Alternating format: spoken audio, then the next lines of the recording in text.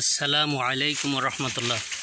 প্রিয় দর্শক, এই মুহূর্তে আমি আছি আমার গ্রামের একটি বাগানে, বিশেষ করে কলা বাগানে। আপনারা দেখুন প্রিয় দর্শক, আল্লাহর কি কুদরত, আল্লাহর কি রহমত। এখানে দেখেন কলা গাছটা কেটে দেওয়া হয়েছে, দেখতে পাচ্ছেন।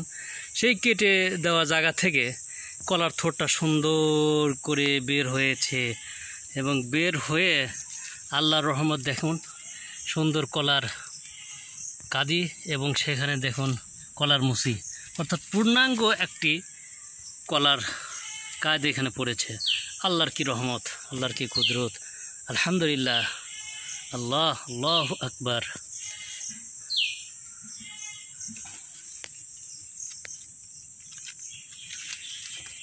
দেখতে পাচ্ছেন প্রিয় দর্শক।